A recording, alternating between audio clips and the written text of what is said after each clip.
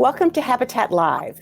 Today we are speaking to a co-op board treasurer, Robert Chasen, and attorney, Geoff Mazel, and city council member, Paul Vallone. The topic at hand is the Paycheck Protection Program and the outlook for co-ops and condos to participate in it. Rob, could you start by giving us a picture of where your co-op stands today in terms of your retail tenants, building staff, and financial challenges due to the pandemic? Sure, Carol. We're a co-op on the Upper West Side. We have 4 commercial stores on our facade on Broadway. Retail has been challenging in recent years to begin with. We've had more than one of the stores who've had some trouble, and we've worked with them. We lowered the rent already last year. We renegotiated with one store to help them stay in business. When the COVID-19 situation hit in March, we got in touch with all the stores, and as it became clear, one store is a bodega, they're allowed to stay open. The other 3 are in one sells clothing, one is a coffee shop that might have stayed open, but so much of his business fell off that he did not. And so basically 3 out of our 4 stores are closed, and the one that's open, he's told us his business is off by 50%. So only the bodega paid rent on April 1st. The other 3 have not paid because they're closed, by the governor's order. So the commercial tenants of the co-op pay more than 25% or represent more than 25% of our revenue. So if they were all gone, maintenance for all the residents of the co-op would go up by 25% or more. Given the current situation, the board, effective April 1st, made an assessment, a temporary increase to maintenance spread over the next 12 months of 7.5%. Our thinking is that represents 3 months of commercial rent. I think we'll be lucky if this is only an impact of 3 months. So that's the situation. This is a situation where budgets were tight. We had to raise maintenance much higher than usual last year to make up for that one commercial tenant whose rent we lowered to help them stay in business.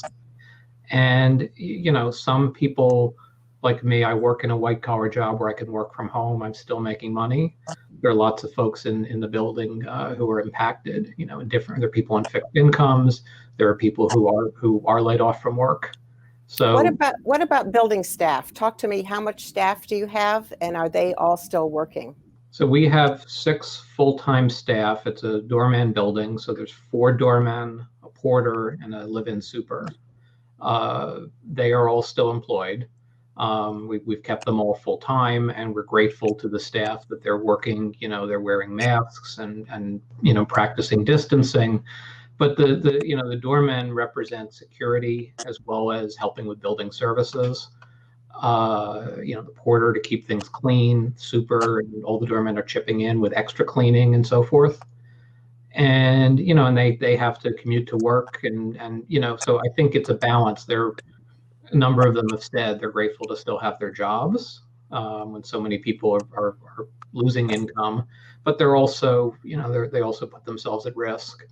But and payroll and benefits are after taxes, real estate taxes, which have gone up a lot in recent years and have also driven maintenance increases. That is the next largest piece of our budget. And let me just ask you, has your property management firm applied for the Paycheck Protection Program for your building staff? So our managing agent reached out to us very promptly when the CARES Act was, I think, newly passed, and everyone was scrambling to say what might we be eligible, when we get any relief for the pressure we're under, and we approved applying for PPP, as well as the emergency EIDL. I forget the exact acronym, another one from the Small Business Administration. But the guidance that came out, I think, the night before from whichever federal agency and the Council of New York City Condos and Co-ops was that they did not think residential co-ops were eligible. and you had to certify, an officer would have had to certify that we believe we are eligible. So on advice of our accountant and our managing agent and CNYC, we did not apply. And obviously, the news the last couple of days is that program is currently out of money. Right. Jeff, why don't you jump in? Tell us what the legislative blocks are to co-ops and condos getting this benefit. So basically, when the CARES program passed, U.S. Congress said it includes all small businesses.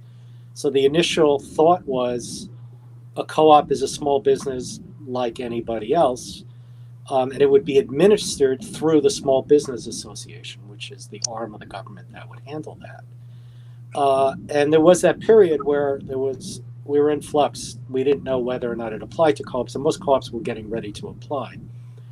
A couple of days later, there was an interim regulation issued by the Small Business Association where they said that it does not include residential apartments, which obviously a residential co-op would be in that category. So after confirming with various professionals, legislators, etc., we came to the conclusion that it clearly does not include co-ops or condos.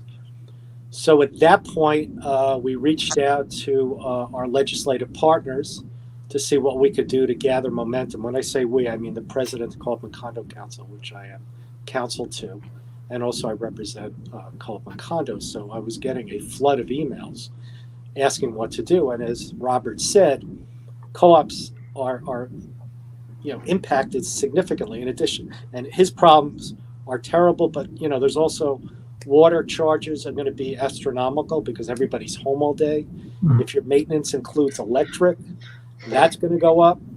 If you have to do hazard pay for the workers, that's going to go up. So, and anecdotally, I've heard at some co-ops, collections have gone down 5 to 10%. That's not everywhere, and that's only going to get worse if this thing lasts. So as Robert said, when you have a balanced budget or a barely balanced budget, and things swing 2%, 3% in the wrong directions, all of a sudden you're looking at a 5-10% deficit. Plus, if you have commercial rent that you're counting on, it blows your budget up. So it's a big issue. So as I said, we reached out to our legislative partners who we've worked with many times. And one of the first people, we turned to the congressional delegation from Queens. We turned to our state and city officials because, this issue affects their constituents. And they're always effective partners in helping us advocate for legislation that's beneficial to co-ops. So one of my first calls was to Paul Vallone, and he can explain to you exactly what he undertook to try to help the co-op world out. Paul. Hey, Carol. First off, thanks to everybody for your care, concern, and prayers. Doing better. So if you can't hear my voice, I'm trying to get it back, but we're getting there. But definitely my internet usage has gone up with the kids home from school. I'll tell you that when you're talking about water, sewer, and everything else. I think we have to step back because I can tell you as a legislator and as a council member, the entire body of government just has not been able to connect together to do the form of work that needs to be done. I mean, city council, we used to get together every day. I chair economic development for the city of New York. How do we not have economic development committee hearings in this time, right? So you've got the city budget going through, you have a 10% cut probably coming across, you have all the programs being cut, and all of this is happening where just the mayor and governor are being the focal points for an entire state and probably the country. The mayor obviously has had his issues with middle class and co-op and condos in our district. So there's always been that disconnect already.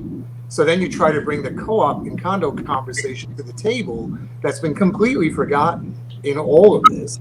They've been left to deal with their own taxes. The April 15th deadline came and went. There was no extension. Everyone got an extension, but co-ops and condos. Assessments, like Robert was talking about, with commercial rent not being collected. Can people even pay their assessments? That puts a further burden on making the payments. Does that hurt staff? Does it utilities? Where do the cuts come into play? It doesn't stop. So co-ops, unfortunately, fall in this unique. We've always been trying to fight with Geoff and the Queens Co-op Council and Warren and Bob and everyone in there to get them reclassified into residential units, because that's always been the problem. And like the payroll protection program made a exclusion for co-ops. And that stopped Robert and everyone else from filing for these critical loans for this SBS to get that relief. So when Geoff reached out and the team reached out, we immediately put all of Queens together. The council members got half of them now, but it'd be interesting as to who's not on that resolution and why aren't you on that resolution. I think we have to have a little accountability in politics these days and what you stand for, but we got 25 of the 51 council members have signed on to this resolution, calling on the president and our government to include in the next round of funding residential co-ops and condos so we can apply for those loans. That's the long and short of it. Just this week, actually last Friday, Governor Cuomo, our state Senator Schumer and Gillibrand, our entire congressional New York delegation and council members had what we're doing right now for the first time. And this exact question, because Geoff brought the timing up perfectly, was brought up. And I have to tell you, we didn't get an answer. You know, it's interesting to hear the leaders of that level not give us a commitment to include such a critical part of affordable housing for everyone, not just Queens, that's left. So that was a little daunting to hear that someone not say, yes, we know that resolution's there and we're going to fight for co-ops. I didn't get that answer. So we need to continue the dialogue today because decisions are being made. We have our first stated hearing, which the council does twice a month, Wednesday. I'm trying with our legislators to have this resolution voted on, which is not binding, right? Because we can't control the federal government. But if we can at least show Cuomo and the president, hey, our entire New York City Council of over 8.2 million people and so many affordable housing co-op issues asking for this, you would think somebody would listen. So that's the perspective from, as a Queens council member with the largest district in the city with so many co-op owners. And we've been fighting. I have to tell you, Rob, for your advice, Jeffrey and Warren and Bob and Carol, the co-op conversation is so long overdue in taxing and finance and relief. Sandy relief was excluded. You name it. We have always been left out of the conversation. We can't be left out anymore. And on that note, I thank you for participating, and hopefully we will not be left out. Thank you, Carol. Thank you.